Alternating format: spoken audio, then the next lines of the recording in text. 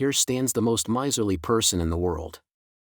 His stinginess was so extreme that he even made it into the Guinness World Records. Henrietta Howland Robinson was born in 1844 in Massachusetts, the daughter of a wealthy merchant. Yet growing up in wealth did not provide her with a warm family environment. In her home, affection was replaced by an encouragement to focus on numbers. By the age of 6, young Henrietta was reading her father's accounting ledgers aloud. At 7, she was memorizing Wall Street prices. She had no toys, but she could recite bond prices by heart. Her father's strict financial mentality laid the foundation for her obsessive relationship with money. In her youth, she moved to New York.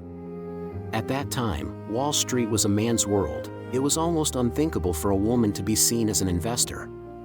Yet Henrietta, with her uniquely cold demeanor, managed to enter that world. Dressed in black, with a stern expression and an account book always in her hand, she quietly observed the market, spotting opportunities others overlooked.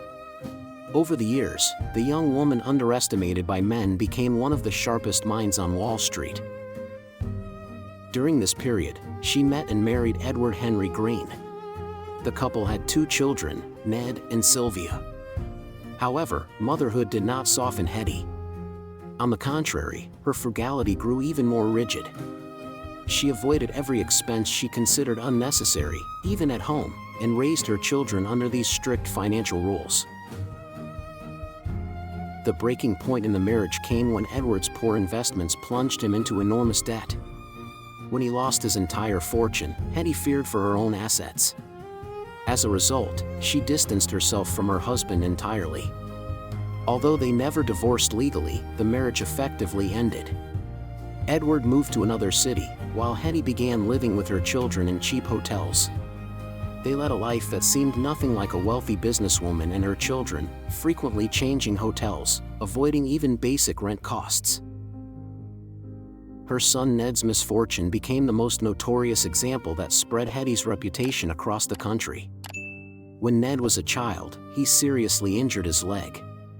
Instead of taking him to a private doctor, Hetty took him to a charity clinic to avoid paying fees.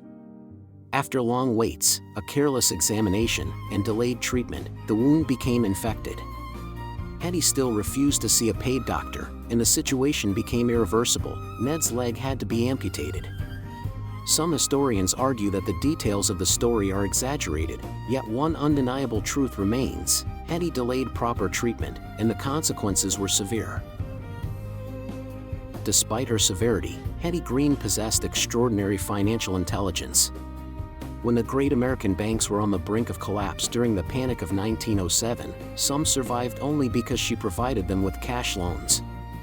Even in times of crisis, her composure never faltered. She made bold investments that others were too afraid to touch, further growing her fortune. She became a figure on Wall Street whom even men hesitated to challenge. But growing wealth brought her no happiness, only deeper loneliness. She spent her final years not in luxurious mansions but in inexpensive boarding houses. She was so frugal she avoided changing bedsheets and refused to light stoves. When people saw her on the street, they often mistook her for an ordinary, or even poor, woman. No one realized that beneath those worn-out clothes walked a woman who controlled millions of dollars. When Hetty Green died in 1916, she left behind a fortune of roughly $200 million, a sum equivalent to billions today. Yet alongside this colossal wealth, she left no peaceful life, no warm family memories, and no legacy of affection. The Guinness Book of World Records listed her as the world's most miserly person. Harsh as that title may sound, Hetty's own choices made it almost inevitable. Hetty Green's story is a striking reminder that wealth does not always bring freedom.